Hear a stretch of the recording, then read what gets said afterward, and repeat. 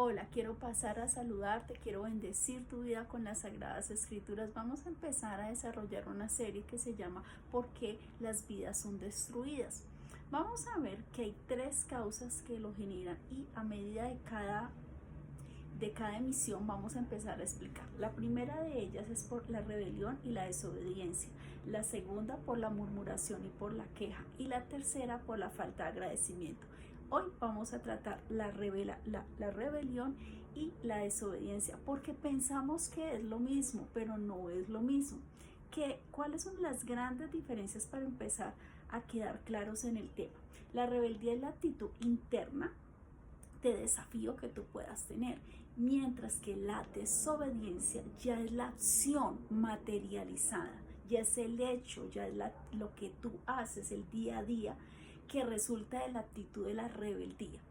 Entonces, vamos a ver qué dice, antes de ver lo que dice las Sagradas Escrituras, vamos a ver que la rebelión y la desobediencia, algunas de sus consecuencias a nivel general, trae deterioro en las relaciones interpersonales, también a un aislamiento social y actitudes de oposición. Entonces, ese constante desafío hacia las autoridades, puede ser hacia los padres, hacia los maestros, hacia los jefes, desgasta la confianza, provoca conflictos continuos, termina alejando amigos, familiares, compañeros, ya nadie te invita, ya nadie participa, nadie te avisa, mira, tenemos una reunión, porque dice, siempre que viene a formar problemas.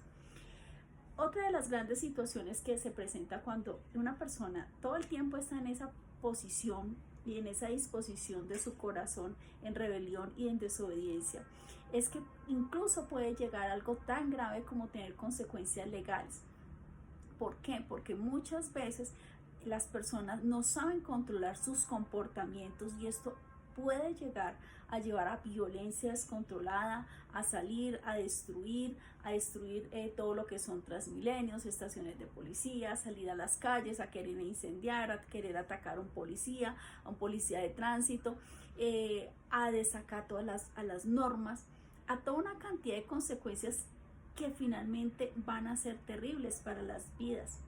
El no cumplir con las normas habla de que eres una persona la cual no ha podido madurar, que no asume las obligaciones propias de una vida adulta, porque conocemos que hay un proceso entre cuando eres bebé, cuando eres niño, a cuando ya vas a ser un joven para llegar a ser adulto, que hay un cambio en buscar tu identidad y a veces se presenta el yo no quiero, yo quiero mandarme, pero es un tiempo y es una etapa de la vida pues realmente muy corta, donde están buscando la identidad, donde hay unos cambios hormonales y físicos, pero esto es muy distinto a lo que estamos hablando. Ya estamos hablando de algo que supuestamente ya es una persona adulta que debería estar madura y sigue todavía todo el tiempo en oposición hacia todo, hacia las autoridades, hacia las reglas, a lo que hay que hacer.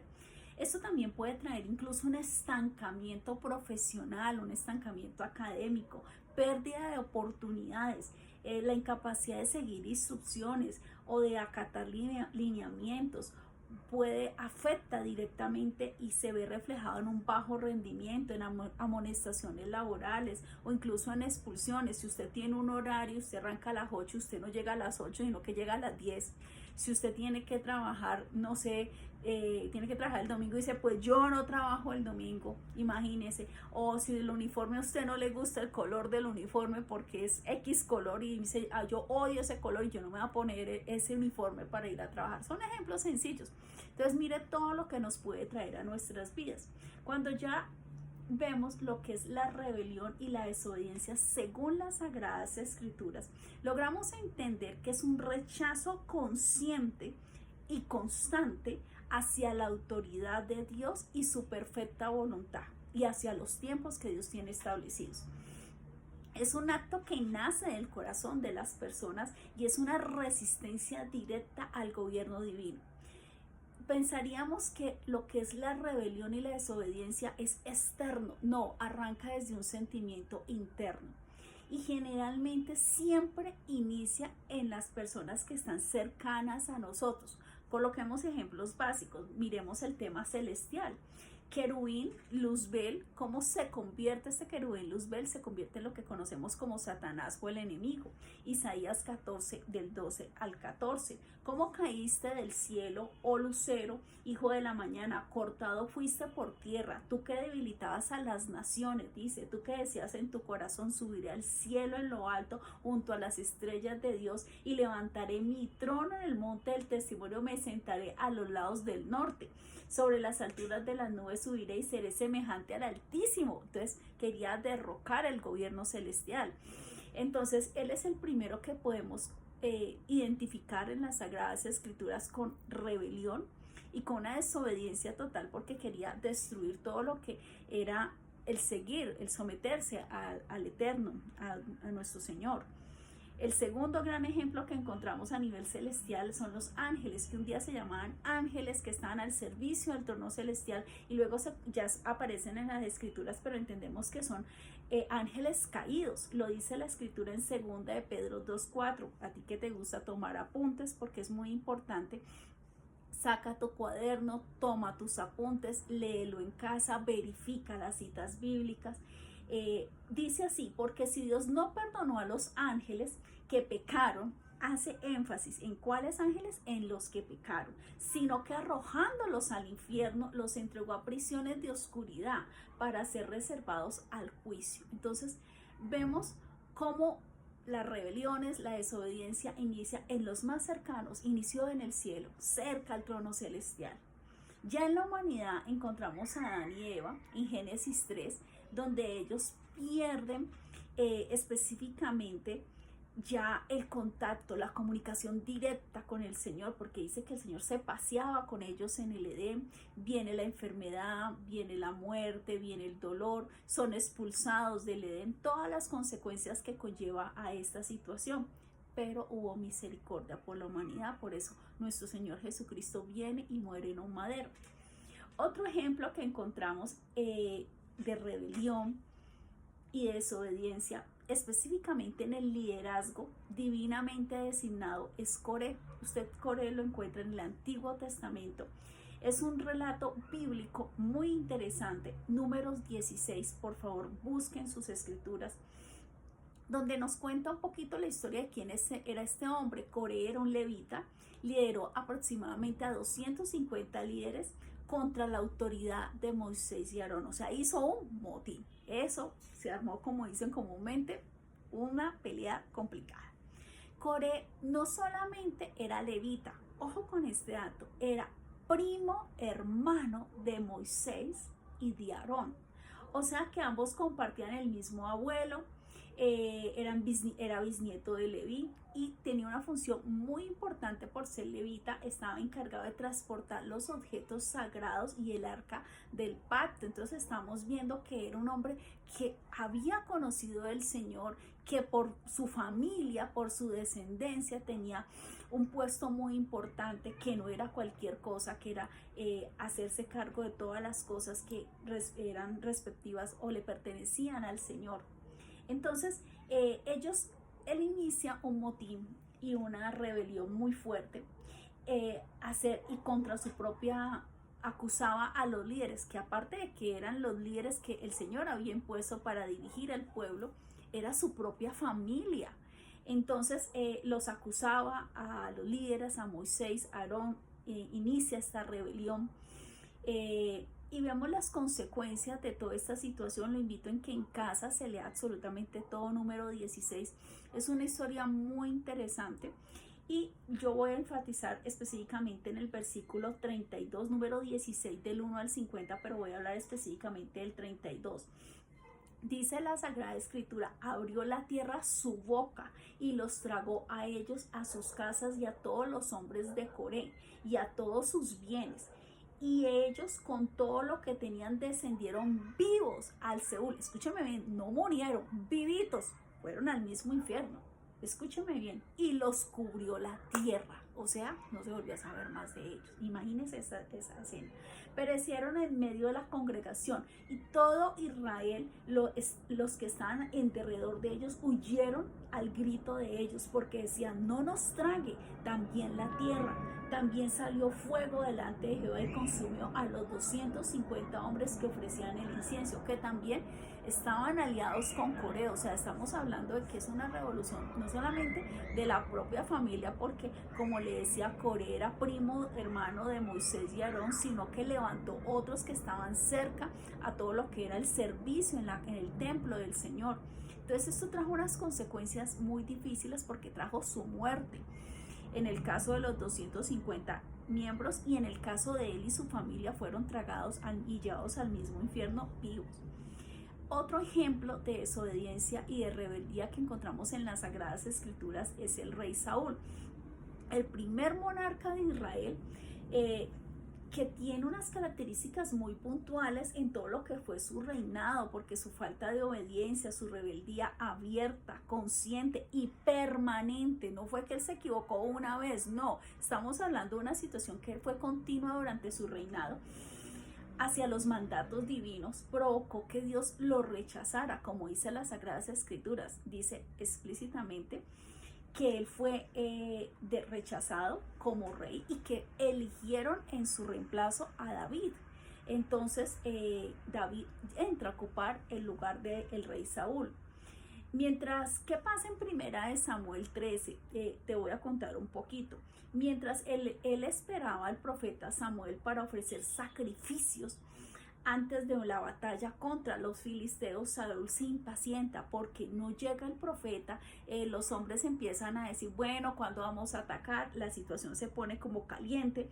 Entonces Saúl usurpa la función sacerdotal y realizó el holocausto él mismo, algo que él no podía hacer, que no era permitido. Eso lo encontramos en 1 Samuel 13. Después Dios le da una orden muy específica a Saúl de que destruya completamente todo el pueblo amalecita y todo lo que poseía, que no deje nada. Y él perdona la vida del rey Agag y reservó para sí el mejor ganado, con la excusa de ofrecerlo en sacrificio. Y vemos cómo vienen las consecuencias. 1 Samuel 15, del 1 al 35, voy a hablar específicamente del versículo 26. Y Saúl responde a Saúl, no volveré contigo porque desechaste la palabra de Jehová y Jehová te ha desechado. Escúcheme bien, para que no sea rey sobre Israel. Entonces, a partir de eso viene en 1 Samuel del 28, del 3 al 25, ya Saúl, ya ha muerto el profeta Samuel. Entonces él quiere consultarlo a pesar de que ya ha muerto y ha sido claro que no consultarás a muertos, no consultarás a divinas. Él lo hace, Saúl busca a la divina Edor y finalmente vemos como él muere en la batalla de Gilbor en 1 Samuel 13 y él se suicida porque él él pone la espada y él se arroja sobre su propia espada. Entonces vemos como un hombre que fue ungido, que fue llamado, que tenía respaldo de Dios, él mismo por sus rebeliones, por su desobediencia, por todo su proceder de una manera continua, el Señor llega un momento y dice, no vas, hasta aquí llegas y pondré en tu reemplazo de Saúl, sigue el rey David. Entonces por eso sabemos que dice, no dejes que nadie quite tu corona, porque es que si tú no marchas, el Señor dice, no vas, perfecto, voy con alguien que sí marche y no vas conmigo más. Otro ejemplo es el pueblo de Israel. Vemos como el viaje del pueblo de Israel cuando sale de Egipto y iba a llegar a la tierra prometida, a Hebrón, donde fluye leche y miel. Era un viaje aproximadamente de 11 días. Y usted me va a decir, ¿cómo que de 11 días? Yo he escuchado que son 40. Se lo voy a mostrar según las escrituras. Dice Deuteronomios 1, 2 y específicamente el versículo 2 de dice en Deuteronomios, 11 jornadas hay desde Oreb, camino del monte de Seir, hasta Cades Barnea. Entonces era una distancia originalmente de 11 días y la distancia geográfica entre Egipto y la tierra prometida del Canaán era 847 metros. Pero por la rebeldía, por la falta de fe, el pueblo fue castigado y su castigo fue vagar en el desierto durante 40 años. Por eso vemos que muchas bendiciones en algunos casos se pierden o llegan otras bendiciones, pero no la misma, precisamente por nuestro comportamiento. En Números 13, del versículo del 1 al 2, vemos que está la visión de los espías y vemos que claramente Jehová habló a Moisés diciéndole, ¿qué le dice el Señor?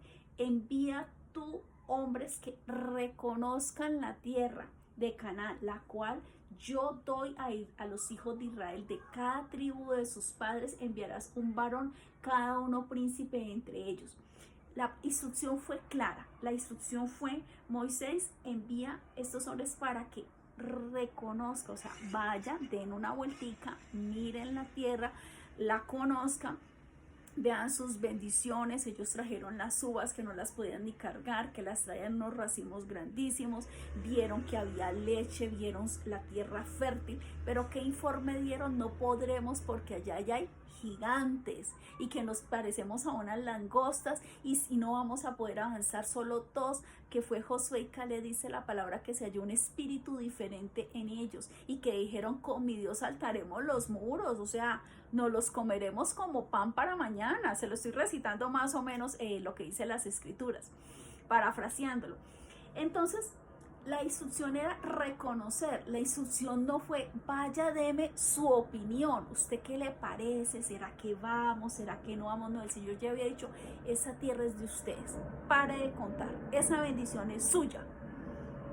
El problema específico fue cuando ellos empezaron a darle miedo al pueblo, a decirle, a dar ese informe contrario, cuando la función de ellos no era era simplemente decir, mire, la extensión es esta, la tierra tiene esto, reconocer, más no su opinión. ¿Cuántas bendiciones hemos perdido porque estamos opinando cuando Dios dice, esta es tu bendición? Esta es tu bendición, y somos nosotros los que hemos perdido esa bendición porque hemos puesto nuestro concepto, nuestro famoso opinador. A mí no me parece, yo no estoy de acuerdo, yo lo haría de esta manera. Es que eso está difícil, es que siento miedo. ¿Le ha parecido alguna vez cuando está a punto de recibir una bendición, hemos hecho esto? Sé que sí lo hemos hecho y esas bendiciones se han perdido. También vemos un segundo ejemplo también con el pueblo de Israel. Cuando el Señor estaba llamando, hubo un tiempo en que el pueblo solamente quedaron 2 tribus en Israel y todas las otras 10 tribus fueron esparcidas por todo el mundo. Pero llega un momento en que el Señor empieza a llamar al pueblo y le dice, es el tiempo de regresar, es el tiempo de regresar. Pero ¿qué dijo más de uno? No, pero es que yo estoy aquí muy cómodo, yo estoy aquí en Europa, lo más de chévere, estoy tranquilo, tengo mi negocio, tengo mi estabilidad, estoy muy bien.